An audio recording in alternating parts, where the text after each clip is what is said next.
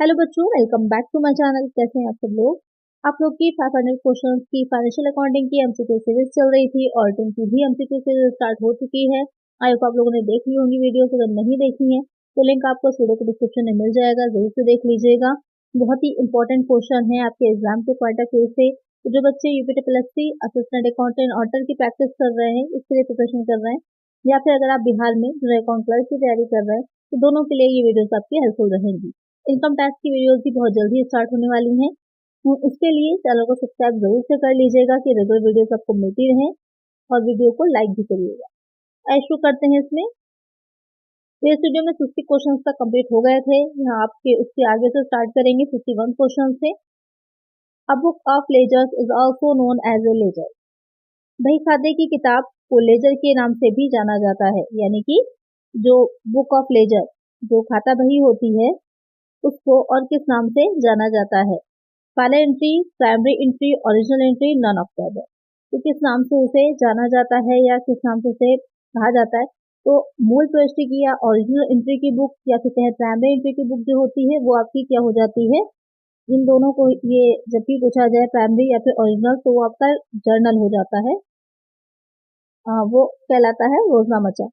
और जब final entry की बात की जाए तो फाइनल एंट्री जो होती है वो लेजर को कहा जाता है। तो करेक्ट आंसर यहाँ पर ऑप्शन ए हो जाएगा।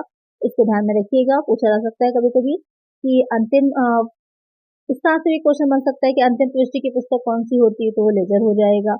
या इस तरह से कह सकते हैं लेजर को और किस तरह से जाना जाता है, तो हो जाती है फाइनल एंट्री की बुक भी कही जाती है। तो करेक्ट आंसर होगा ऑप्शन ए। अगर प्राथमिक की प्राइमरी की बात करें या ओरिजिनल एंट्री की बुक की बात करें तो वो जर्नल कहलाता है।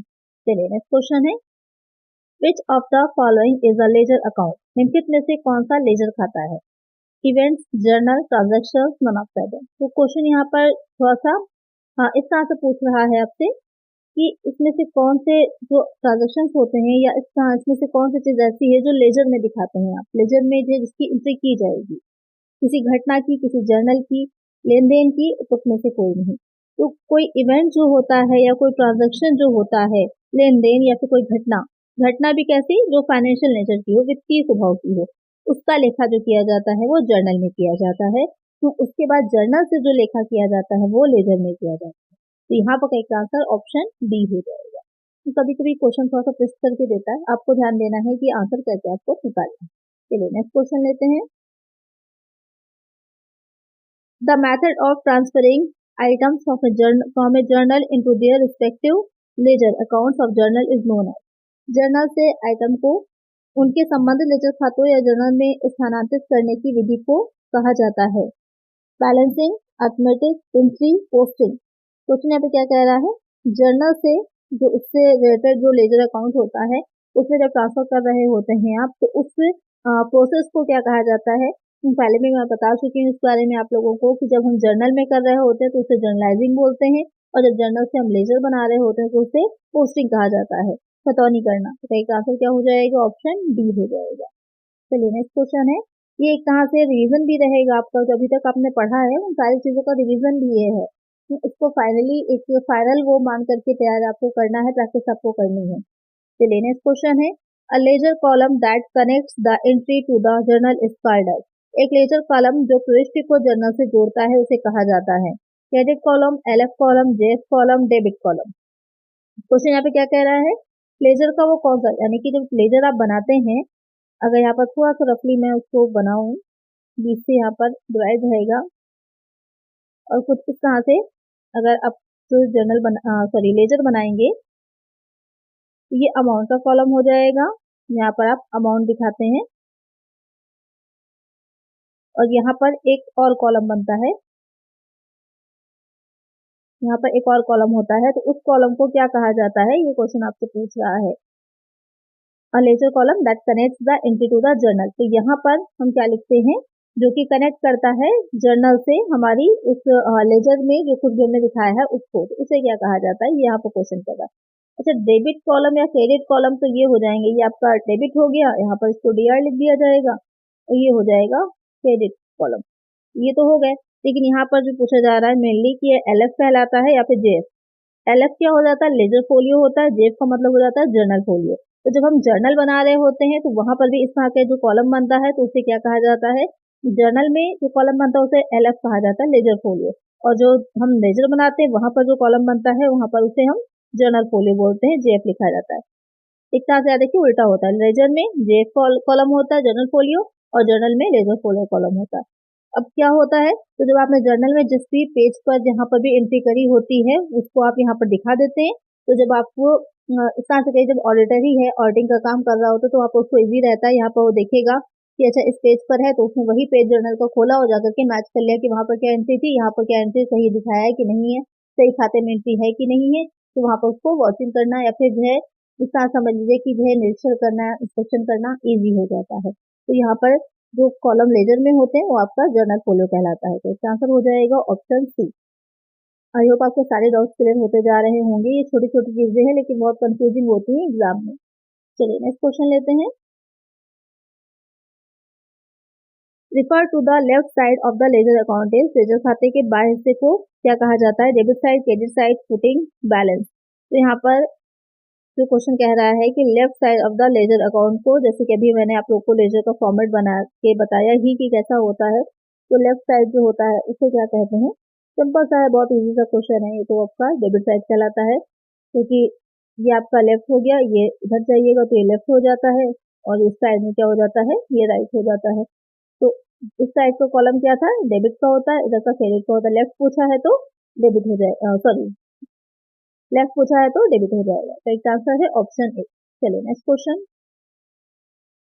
The principal book ledger contains, मुख्य पुस्तक लेजर में क्या शामिल है। तो यहाँ पर क्वेश्चन कह रहा है कि जो प्रिंसिपल बुक होती है लेजर, उसमें किस तरह के अकाउंट या क्या चीज शामिल की जाती है। पर्सनल अकाउंट होते हैं, only real account, nominal account are the only one. तो कौन से होते हैं उसमें, या जो हम लेजर तैयार कर रहे हैं उसमें किस तरह के अकाउंट को दिखाया जाता है। तो ये आपके तीनों ही तरह के अकाउंट होते हैं। तो एक आंसर ऑप्शन डी हो जाएगा। क्वेश्चन कंफ्यूजिंग बनता है तब जब बैलेंस शीट के बारे में पूछा जाता है कि बैलेंस शीट में किस तरह के अकाउंट को दिखाया जाता है। तो आप लोग इसका आंसर मुझे कमेंट करिएगा कि जो बैलेंस शीट हम लोग तैयार कर रहे हैं उसमें कौन कौन से अकाउंट है जिनको दिखाया जाता है। तीन ही अकाउंट होते हैं आपके, पर्सनल होता है, रियल होता है और नॉमिनल होता है। ये तीन अकाउंट होते हैं। कौन से अकाउंट को हम बैलेंस शीट में दिखाते हैं और किसको नहीं दिखाते, और जिसको हम नहीं दिखाते उससे हम क्या प्रिपेयर करते हैं। तो ये सारी चीजें ना आपको क्लियर करती हैं कॉन्सेप्ट को, जो हमारी अकाउंटिंग सिस्टम है उसके कॉन्सेप्ट को। अगर आपने ये क्लियर कर लिया तो आपके लिए बहुत इजी हो जाएगा कोई भी क्वेश्चन आगे। चलिए नेक्स्ट क्वेश्चन है। इसीलिए बहुत बेसिक से क्वेश्चंस मैं आप लोग के लिए लेकर के आई हूँ। और जैसे कि मैंने पहले ही भी आपको फर्स्ट वीडियो में ही बताया था कि जो इसका पैटर्न रहेगा वो इजी टू हार्ड की तरफ चलेगा, यानी कि इजी से इजी चीजें समझते समझते आप हार्ड की तरफ जाएंगे, इससे कि सारी चीजें क्लियर हो जाए। चलिए नेक्स्ट क्वेश्चन है। अकाउंट्स आर जनरली बाई, चलिए नेक्स्ट क्वेश्चन है। Accounts are generally be close using the statement, खातों को आमतौर पर स्टेटमेंट का उपयोग करके बंद किया जाता है। जब आप अकाउंट्स को क्लोज कर रहे होते हैं तो वहां पर क्या लिखते हैं या किस टर्म का यूज करते हैं, टू या फिर by balance BD, balance CD, balance BD, या फिर टू या by balance CD.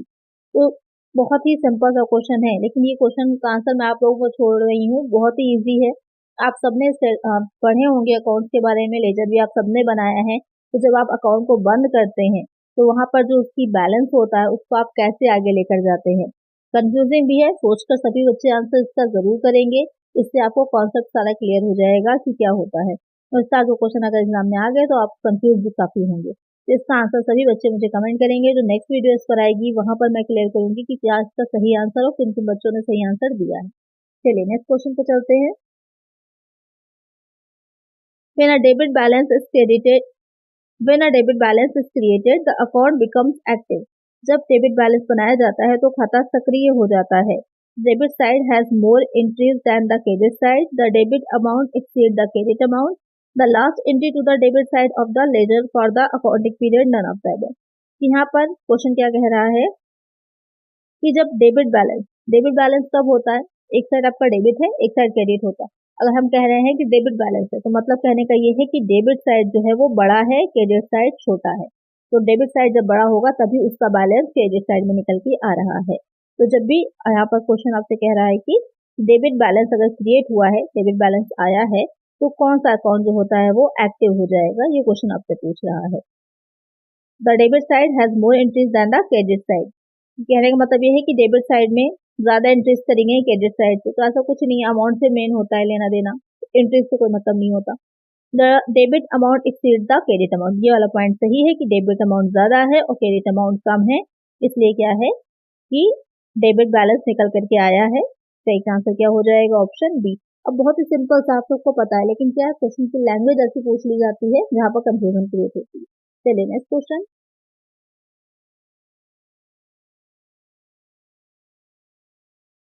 Which of these items will appear on the credit side in the ledger account, इनमें से कौन सी वस्तुएं लेजर खाते में क्रेडिट पक्ष पर दिखाई देंगी? तो यहाँ पर क्वेश्चन क्या कह रहा है कि जो लेजर अकाउंट हम बना रहे होते हैं उसमें से क्रेडिट साइड पर क्या चीजें दिखाई जाती हैं। अब एक एक करके, जैसे कि मैं आप लोग को आपको पढ़ा रही हूँ, पिछली जो प्रीवियस वीडियो थी वहाँ पर जनरल से रिलेटेड क्वेश्चन ज्यादा थे, इसमें लेजर से है। इसी तरह आगे जो वीडियोस आएंगे तो एक एक पॉइंट आपका क्लियर होता चला जाएगा। तो यहाँ पर जो कह रहा है कि लेजर अकाउंट जो बना उसके क्रेडिट साइड में हम क्या दिखाएंगे, तो एक्सपेंस है तो किस साइड में चले जाएंगे, जो भी एक्सपेंसेस होते हैं वो आपके डेबिट साइड में जाते हैं।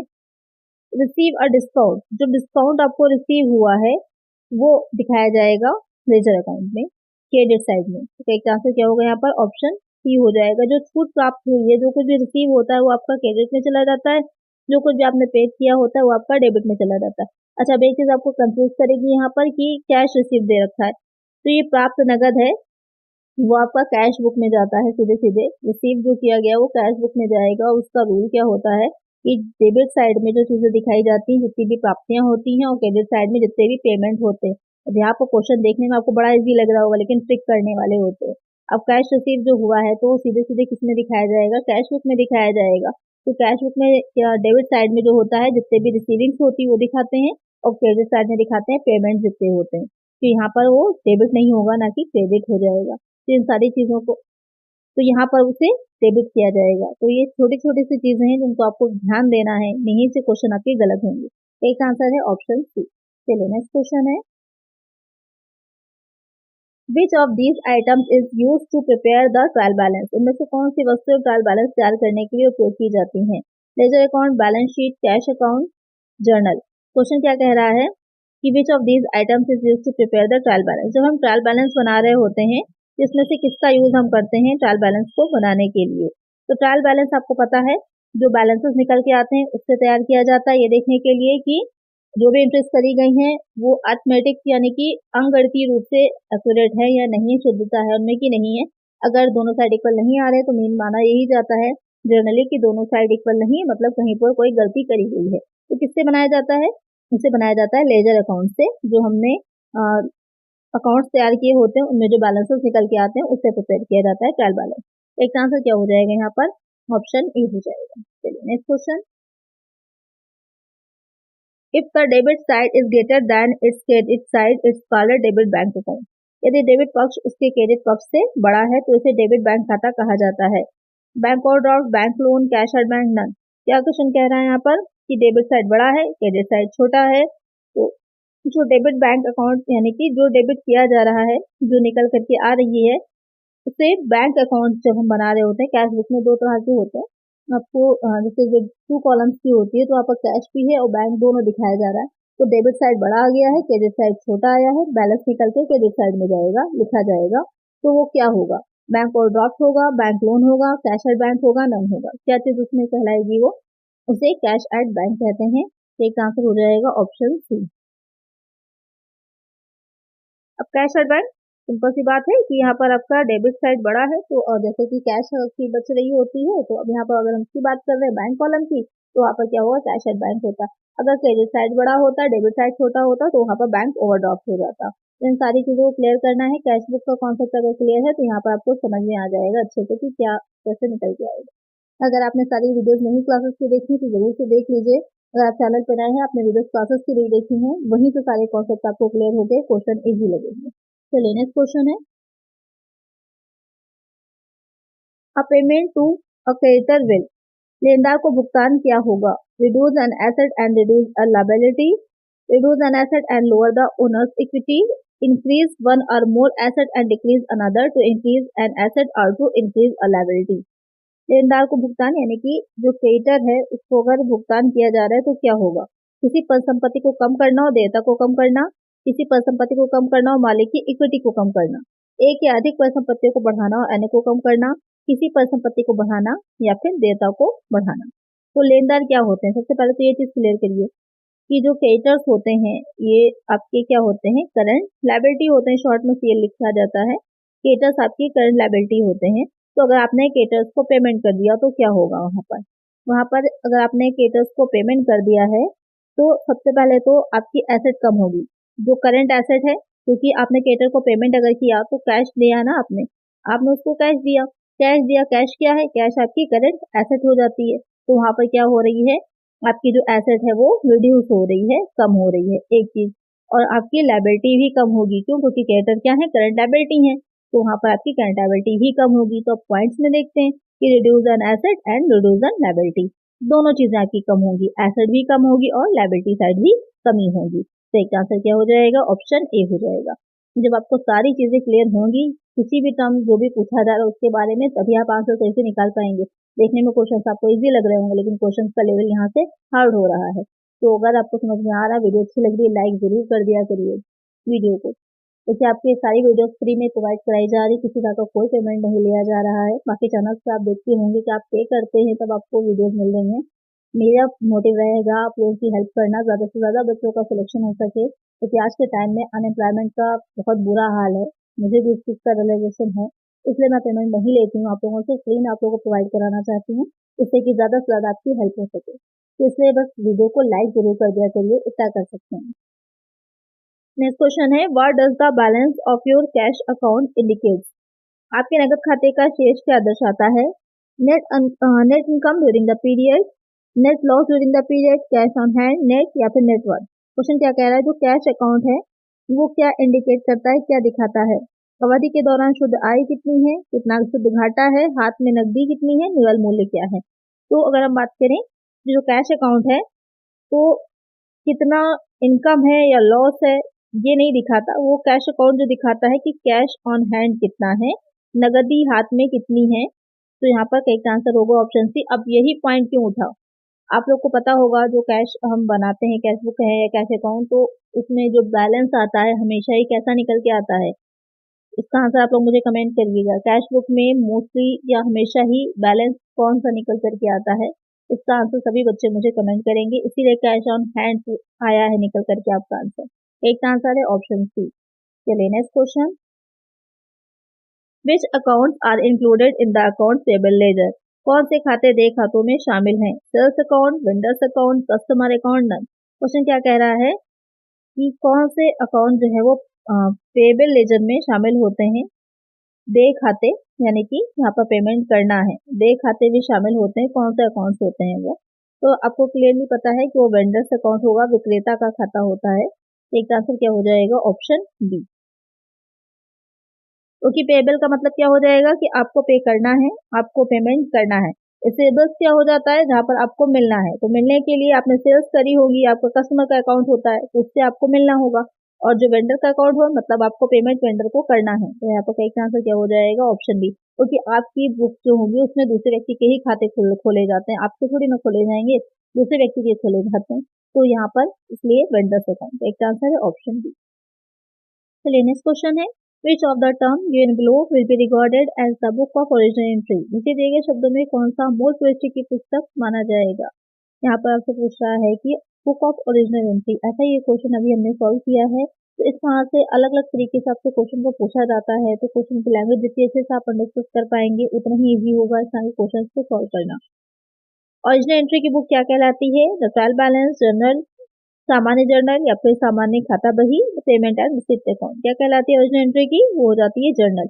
अगर फाइनल एंट्री की पूछेगा तो वो हो जाएगी हमारी लेजर, अगर जो है ओरिजिनल एंट्री की पूछेगा तो जर्नल हो जाएगी। तो एक आंसर है ऑप्शन बी। नेक्स्ट क्वेश्चन है, the share holders equity will not be affected by the following transaction?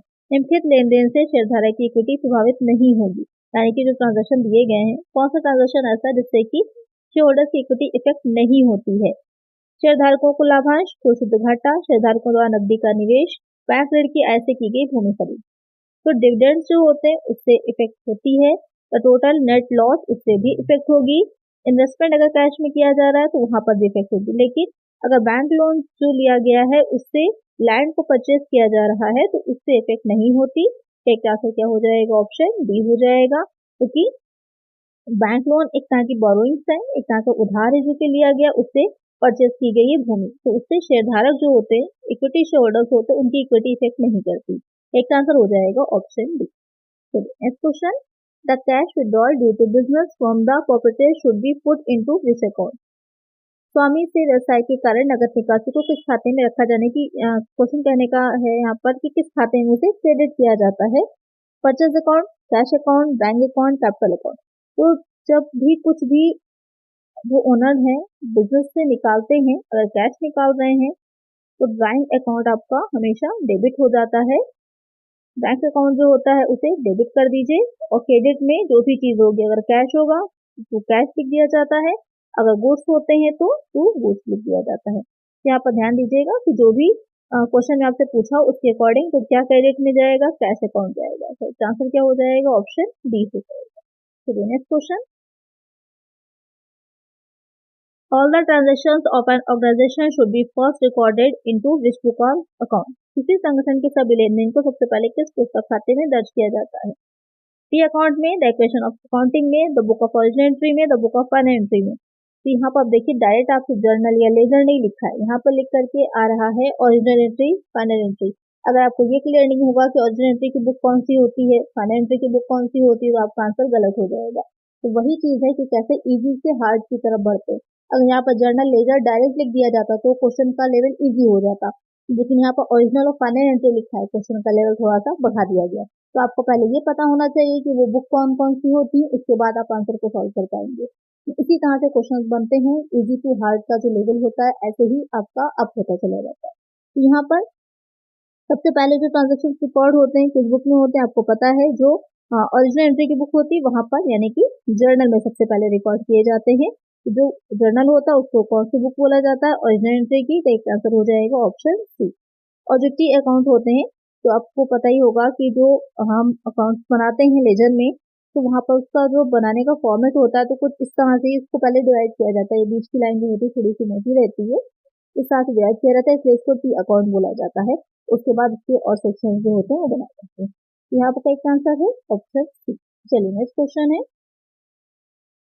Which of the following statement concerning journal entries are not correct. Journal प्रश्नों के संबंध में एक से कौन सा जो स्टेटमेंट है वो करेक्ट नहीं है, आपको ये पूछा है। जो journal entry shows the effect of transaction, जो भी लेन देन किए गए उसका इफेक्ट को दिखाती है, ये सही हो जाएगा। The debited account titles are listed first in the journal, कि जो भी अकाउंट जो डेबिट किए जाते हैं उसको पहले दिखाया जाता है, करेक्ट है। आप पहले डेबिट लिखते हैं उसके बाद टू क्रेडिट हो जाता है। The account balance is the provided by the journal entries, जो जर्नल एंट्रीज आप बना रहे हैं उससे आपको अकाउंट का बैलेंस मिलता है, तो ये वाला पॉइंट ही गलत हो जाएगा। बैलेंस कौन निकालता है, बैलेंस हमें जो लेजर हम बना रहे होते हैं वहां पर मिलता है, ना कि जर्नल में मिलता है। यही पॉइंट करेक्ट है, मतलब कहने का है कि यही पॉइंट आपका गलत है, लेकिन गलत ही पूछा गया था तो यही आपका करेक्ट आंसर है।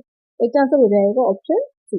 चलिए next question, the goods which the customers return will be debited to which of the following account. ग्राहक द्वारा लौटाए गए सामान को निम्नलिखित में से किस खाते में डेबिट किया जाता है, आवक वापसी में, जावक वापसी, खरीद का खाता यानी कि क्रय खाता, ग्राहक के खाते में।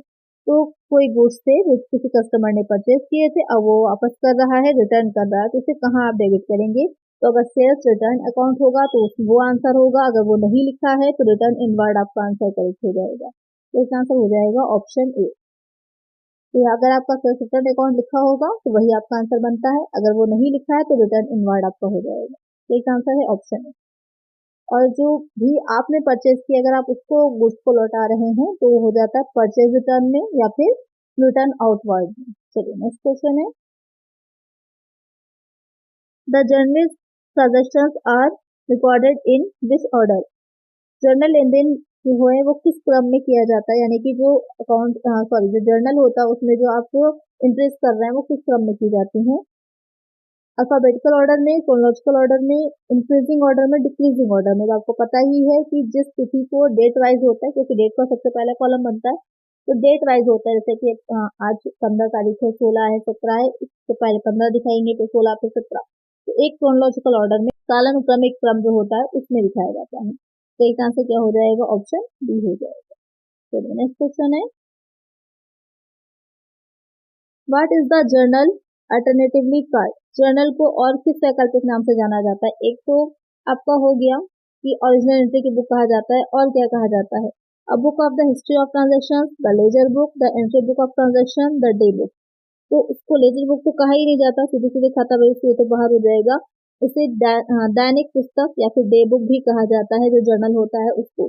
एक आंसर क्या हो जाएगा? ऑप्शन डी हो जाएगा। तो एक चीज में कई नाम जुड़े होते हैं, आपको सभी पता होने चाहिए, तभी आंसर क्लियर होता है। जर्नल को ओरिजिनल एंट्री की बुक भी कहते हैं, मोटिवेस्टी की बुक भी कहते हैं, डे बुक भी कहते हैं। ये तीनों नाम से जर्नल जाना जाता है। तो एक आंसर क्या हो जाएगा? Option D. और हाँ, एक नाम और होता है प्रारंभिक प्रवृत्ति की पुस्तक, प्राइमरी बुक, ये भी बोला जाता है। चलिए नेक्स्ट क्वेश्चन है, the entry made by the payee in his books of accounts on the receipt of the bill is known as. Bill की प्राप्ति पर अदाता द्वारा अपने खातों की पुस्तकों में की गई प्रविष्टि को क्या कहा जाता है? तो यहाँ पर क्वेश्चन क्या कह रहा है कि बिल की प्राप्ति पर, यानी कि जब बिल प्राप्त हो रहा है, जो अदाता जिसने की पे किया है, वो अपने बुक्स में एंट्री जो कर रहा है, तो उसमें किस तरह की प्रविष्टि होगी, ये क्वेश्चन आपसे पूछ रहा है। Dry account debit to this table account, dry account debit to bank account, this receive account debit to drive of the bill account, bank account debit to discount account debit to this receivable account. कौन सा account यहाँ पर क्या general entry होगी, basically ये पूछ रहा है, तो वो आपकी एंट्री हो जाती है, दिस रिसेबल अकाउंट डेबिट हो जाएगा to drive of the bill account हो जाएगा। तो एक आंसर हो जाएगा ऑप्शन सी। तो आज की वीडियो में इतना ही। वीडियो अच्छी लगी है, क्वेश्चन हेल्पफुल रहे हैं, मैंने बहुत कोशिश की कि आपको क्लियर कर दूं सारे कॉन्सेप्ट को अच्छे से। तो अगर आपको वीडियो अच्छी लगी है, हेल्पफुल रही है, तो लाइक जरूर करिएगा। अब जो नेक्स्ट आगे इसमें जो वीडियोज आएंगी वो आपकी ट्रायल बैलेंस है, या फिर जो हम बनाते हैं फाइनल बुक से होती है, फाइनल जो हमारे अकाउंट्स होते हैं उनसे रिलेटेड रहेंगे। उसके आगे भी इसी तरह से आपके एक एक स्टेप बाय आगे बढ़ता जाएगा। तो आई होप आपको वीडियो अच्छी लगी होगी, अच्छी लगी है तो लाइक जरूर करिएगा, चैनल को सब्सक्राइब करिएगा और फ्रेंड्स को शेयर करिएगा। मिलते हैं नेक्स्ट वीडियो में। Thank you.